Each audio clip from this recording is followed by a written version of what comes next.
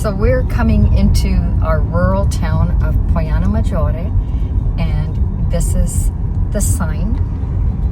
And as you can see, it's a very small town in Italy.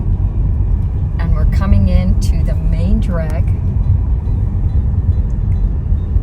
And we're coming back from Noventa, and that's where we went to the grocery store today. And this is a new sign for Poana. We haven't seen that recently, so it has to be something new within a year or so.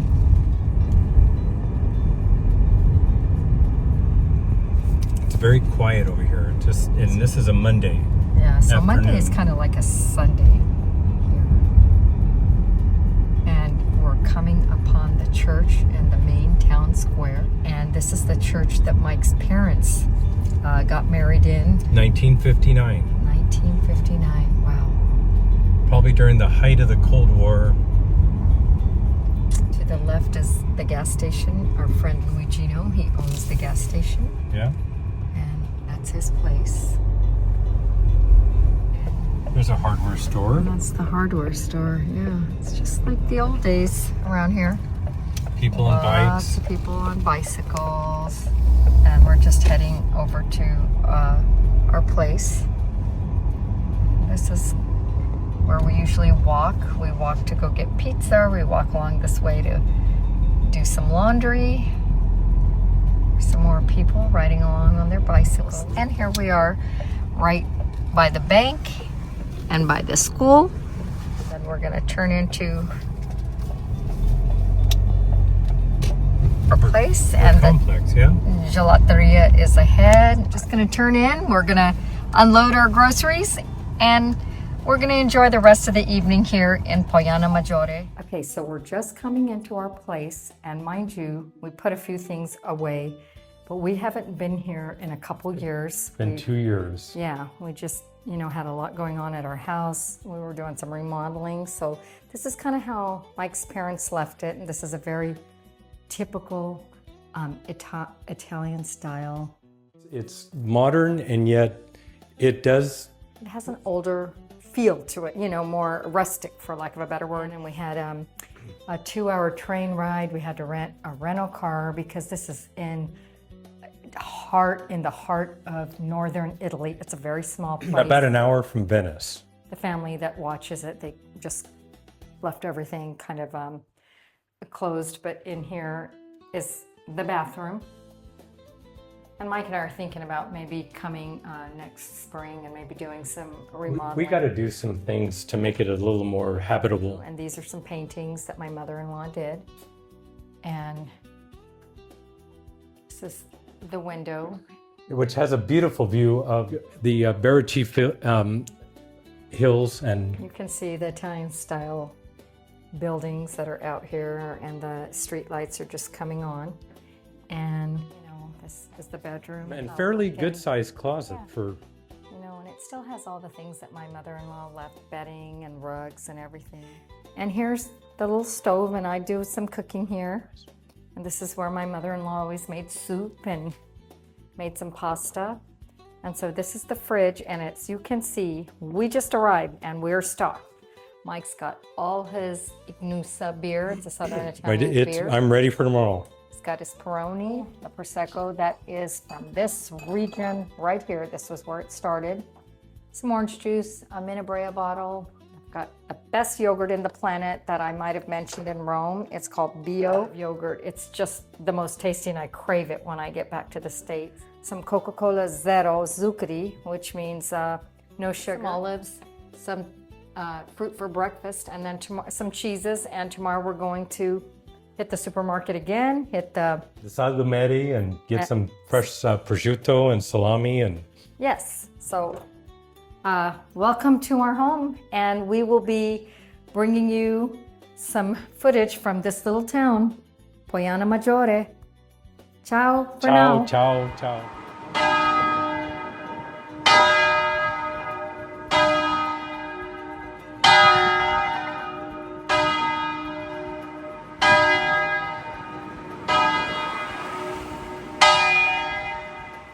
Okay, we're just getting ready for our first breakfast. Mike went to this Salumeria this morning. He got some different breads, which we'll use for breakfast, and then later we'll also use for lunch, because everything here in Italy closes down probably by 2 o'clock and won't reopen until 5. And so our American palate, we get hungry and nothing is open. And I mean nothing, not even the grocery store. So this is Prosciutto San Daniele, which is my favorite over favorite. And he just got it at the Salumeria, and he's probably going to make himself a little breakfast sandwich with that. And Asiago cheese, and he had a fresh piece of grana padano cut from a wheel. So smell it. This is the factory we're going to be going to later. And we may go there early just to get some fresh stuff, because they have all sorts. And this is my American touch here. But this cheese, I have to put some. I have to have a taste of it. Is that better than the store one? Mm-hmm. I gotta look at these granules. It was chopped right off the wheel, so it's so amazing. And let me show you. We got our Italian bio yogurt, and this is absolutely for anywhere in Italy, and they have it all over. It is fantastic. So this is essentially what we're having. I've got some sugo di arancia, juice of orange, and we got a little packet of milk. So this is essentially our breakfast every morning. And then we figure out what we're going to do for lunch. We go get fresh produce, or we find a ristorante or osteria, and we're good to go. Thank you for joining us. Ciao. Buongiorno. Ciao. Okay, so after breakfast, I just wanted to show you a little bit of the apartment. It's dotted with my mom's paintings. She brought them here, she rolled them up, and then brought them here and had them framed here. And they're all throughout the apartment. And they show, this probably shows Sorrento or Capri. You know, she picked Italian settings. That's obviously a chair and a couple chairs and a table that's set up on an old Italian villa. And here is our view in the morning of outdoors, looking north towards the Bedici Hills, which leads up to the Dolomites. They're up there. We're a little ways away, but we're in true northern Italy, and that's just. Ciao, Rita. A presto, stanotte. Ciao. Ciao. And you never know who you're going to run into here in Italy. We're going to dinner with them later tonight, so we just ran into her. She probably went and got some meat at the butcher. And here's another painting. This painting here is a Villa Poana that my mom did. Now, Villa Poana is actually in Poana. It's a famous villa done by Andrea Palladio. And the word Palladium actually comes from his last name. It's his style of architecture. You see how the architecture is? It's very exposed beams over here. It's just like an Italian countryside. That's what it depicts. And it's very rustic, very farmhouse. We want to make a few changes to make it more modern for us. I thought I would show you the terrace. This terrace probably has never been properly used. It's just been closed up. But Rahini and I want to make some changes to the apartment, and this is going to be one of them. My mom has been passed for now 10 years, and the place has probably been untouched for 30. So there needs to be some changes. And this unfolds. It's really an unusual unlocking system. Okay, so the door, they both open, but I'm going to only open one side, and it folds, and it hits the beam up here, but it kind of folds open. That's as much open as it gets. But you can see now and they have, of course, for pigeons, so they don't sit there, and you got to watch out for that. That's a danger. That's an injury waiting to happen. There's a bank building right across it. We have two banks. That's actually corporate office right across the way. And the other is the branch that we showed in another video. So this is northern Italy, and it takes a little getting used to, but it's fabulous. This is Noventa Vicentina, and this is again a little bit bigger than our little town, but it's not even 3 minutes away by car. could actually walk. They have a bike path, and this is the main drag. And we're going to the grocery store, and we thought we'd bring you along because the grocery stores for me is a real treat. I mean, I never know what I'm gonna find. So this is kind of the town, and we're driving around. Narrow streets. Narrow streets. It's old Italian cobblestone streets. And now you're coming to the main part of Noventa, and this is their church here. Which we will be at a wedding on Saturday.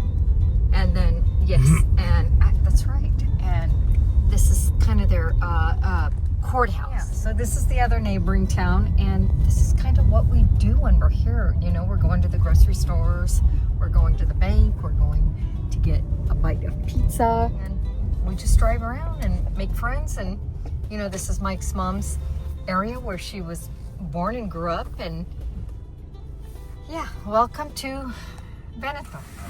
So here in Italy, to get a shopping cart, you got to put €1 or €2 right here, close it, and it releases it right here, and then you get your shopping cart.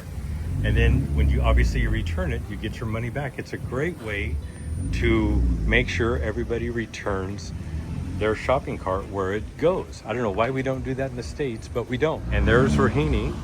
She is going in to Migros. It's a superstore.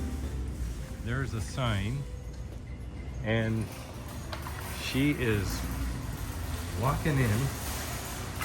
We've been here many times. I brought my bags because I remember I have to pay for extra ones. That's so I right. just buy it and I keep it here, and when I come, I reuse it. Come on in. Okay, so we're in Migros, and we're in my favorite aisle of the whole store, and that would be the beer aisle. So you can see, I'm going to kind of go behind, and you can see all the different beers.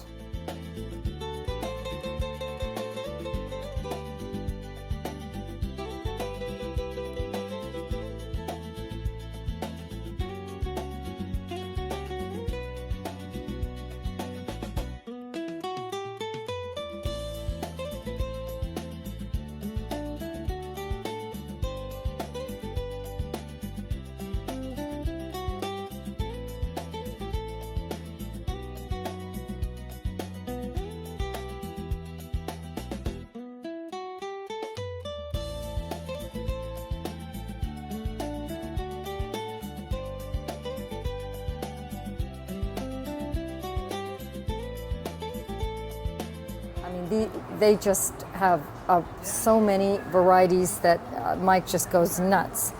I'm not the beer drinker in the family, but even I can appreciate this kind of variety. Yeah. So we're just in the produce aisle, and this is where I think they really shine. The variety of tomatoes is mind-bending. The color and the freshness, it's just really, really amazing. Okay, and again, you know, here are some the Roma tomatoes, and then this is Pomodrini, which is the teeny tiny ones, and they use the teeny tiny tomatoes for all of their sauces and cooking, and it has a flavor that is just truly incredible. So again, the tomato varieties in Italy is just endless, just like the beer. Look at this radicchio. And here's the radicchio that our, my in-laws used to bring back. This is the typical of the area. And then, of course, this is what we usually get in the United States. And the greens just tend to go on and on. So here's some berries, and they don't really have a lot over here that I've found. I mean, here's some blueberries and looks like raspberries. And then here's a whole section of, all sorts of lettuces and greens. I'm sorry for that flickering light. It's off of the light in the refrigerator. Look at the mix up here, like the It's just, that's my favorite. Just love it. Yeah, and so this is kind of a view of the store. This is one of their bigger, nicer stores. Okay, this is my favorite aisle, and this is the pastas. And if Mike can just pan on both sides, the pastas are on both sides, and it's the entire length of essentially the store. It's massive. And I will tell you right now, the pastas that they have are better than almost any pasta we could get in the United States, and it is, most of them is less than €1 or just above it. And there's such a big variety. There's wheat ones and regular ones and different shapes that we don't get. This is the trafilatura, and so it almost looks like a pea, for like a better shell of a pea. Yeah, look at that. A pea pod. And there's just all kinds. I mean, there's one here, and this is it's called gnocchi. So it's got some different shapes, and Barilla has, Barilla's got their own stuff here that they don't send to us. And this one is a different shape too. It's called trophy. So it's just incredible. And then here's all of the noodles, which, I mean, this is just, all these different shapes, and they taste incredible. I mean, all of their pastas, they wouldn't keep it out here if it wasn't good. So all the fettuccine, the pappardelle, different egg noodles. We've got the pesto and the regular. We've got like the quadrucci here. That's probably for soup. For soup, to drop it in your soup or broth. I mean, it's just mind-boggling. And I'm going to go to town in a few minutes off camera so I can start getting things to take home. So we're in our other favorite aisle, which has all the wines and the Proseccos. And I'm not kidding, this entire area is full of Proseccos from the area, and choosing something is mind-boggling. So you might recognize some of the ones that we have there. This might be a Chardonnay bubbly, which they have, and I might want to try that. The Veneto, the Chardonnay, Vino Spumanti. This is fabulous. We did, and it's fantastic. And there's rosés, there's brutes, there's Franciacorta, which is their champagne. It's right over here. They're about in the €20 range. And cuvées, it's incredible. And then, of course, you've got your white wines behind Mike. Bolla is the area that's just 20-minute drive from from us. And this is the Bolla Suave wine that they've probably got a whole section here because that's the local wine. And it's amazing, it's really wine. Close. It's not the Bolla Suave that we get in the States. So this has quite a bit of things here, and you can get pretty crazy over here. So Just if you're in you. any Italian town, make sure you come and stop by and check out their grocery stores. It's a lot of fun.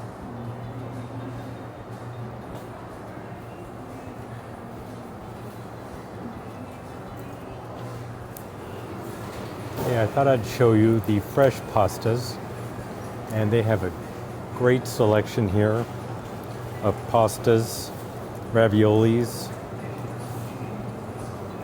sheets for making lasagna, pappardelle, the green pappardelle, tagliolini, taglialetti, all kinds of fresh pasta. Just a great selection here. Okay, we got all our stuff. Oh, and I'm tired. There's a lot of things they don't have here, like fresh coriander and brown sugar. At least the sugar and the raw. Yeah. They don't have that. Here's our cart. Thought we'd show it to you. So when they don't have what you need, you just have to make do with what you got. Yeah. And so we're gonna head home. We're gonna rest a little bit because shopping here is a lot of work. There's a language barrier, but everyone is really helpful. They recognize us when we come here. So it takes us a while to get out of the store. But Mike's gonna return the cart and show you how that works, and we'll probably see you later on. Yep. Okay, so here's how this works. You push the cart into its place. You get the chain from the one right in front of you. You push it in, right? So, and there is your change back.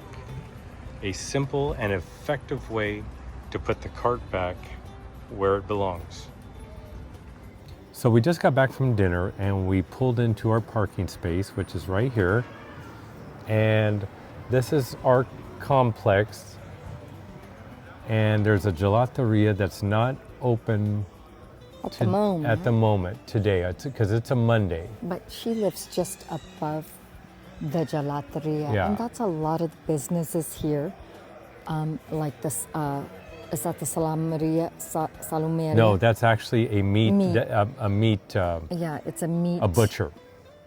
That's a butcher. Okay, that he's open. See, I haven't gone over there, and it's right here. Certain days he's like open in the morning. But they all live right above their building. I mean, their business. Yeah. So that's kind of common here in Europe.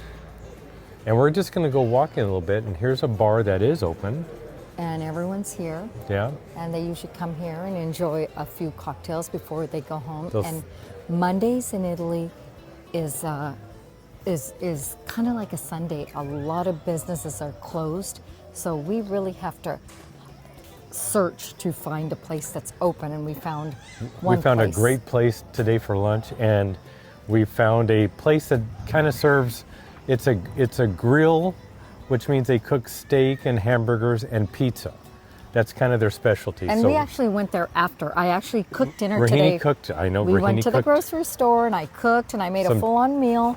But then some friends of ours that live here, they stopped by. Some and chicken and rice and a vegetable, in case you're wondering. It was wonderful. Oh, It was it- just nice to get a home-cooked meal. But our friends stopped by, some people that live here, and we're going to go to dinner with them tomorrow night. But when they stopped by, it just kind of turned into a festive evening. So then we ended up going and getting a bite and a couple of rounds of Prosecco and beer. And then we came home, and it's a beautiful night. Almost It looks is. like it's And- fall already around here. And I'm kind of focusing in on a bank that's right across the street. And this is the bank that we deal with. Yeah. There's the Salumeria that Mike goes to every morning Every morning. to pick up some bread and salami and cheese. Yep. And they have odd hours here. What we would consider odd hours. They open around 7 or 8 o'clock, And then close around noon. I think they may open up a little bit in the afternoon, but not much. yeah. So this is really the main drive that we're walking down. Probably around 10:30 at night. And if you turn the camera around, Mike, Yeah. you can kind of see the backside. Yeah, that's. But if you went down any one of these side streets, you're going to see people on bicycles. You're going to see families taking a walk. I know there's a little more life than It appears. it appears. And I think that had we come in an hour earlier, which maybe we'll do in the next day or two, Yeah. you'll notice a huge difference. I mean, it'll be pretty happening. At night, you're kind of taking a break from the heat, but the weather up here in northern Italy, they've had some storms come through, and it's really cooled it down. Now, I'm in a short sleeve shirt and shorts like everybody else, and it's very comfortable. Rahini's probably a little bit on the cooler side. I'm a little nippy, yes. Yeah, the day was very comfortable, and the nighttime is super comfortable. Yeah, so up ahead is a pharmacy, and pharmacies are everywhere in Italy and Europe. And the pharmacies are pretty much like urgent cares. I mean, if you've got a problem, Yes. you walk in, you tell them you've got a cold or you got a stomach ache. You don't have a serious problem, but you want to get some medicine for it. Yeah, they'll be able to make a prescription for you.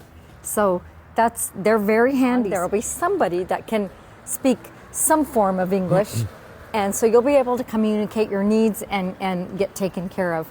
And here to the right is the church that Mike's parents got married at. Yep, there it is. And I want to say 1959. there's parts of the church, from what I understand, is from the 13th century. Yeah. So if you look on the right side of it, you can see the brick. It's pretty old. Yeah. Look at that. And then I'm not sure if the tower must have been, the clock tower must be a newer addition, but I'm not sure. We should know this. My mom was born in 1940, so during World War II, she was, literally a baby, and Italy was not a nice place. But if you look at this building on the right, a lot of towns in Italy have this sense of kind of dilapidation going on. But I find it kind of romantic. I think it's very characteristic of these towns. I don't think it takes anything away from it at all. Big bronze doors here, and Incredible. And if you want to see, as you get closer, there's just some how big these doors angels are. and saints. And here I am in comparison. Yeah, the door's three times your size. Yeah, incredible. There's a bulletin board here that lets you know what's going on, the activities. Yeah. I always find walking around here in the evenings very peaceful. It's very quiet. And Mike and I have been here, you know, the kids, we've been here during the winter, and it feels like a winter night for certain. So, It at least feels like what Rahini and I would call probably a fall night, an Can it? early fall night. very nice. Okay, So with that, we'll say good night. We'll say good night. From Poana Maggiore in the Veneto region buonanotte. of northern Italy. A domani, which means we'll maybe see you tomorrow. Ciao. Ciao.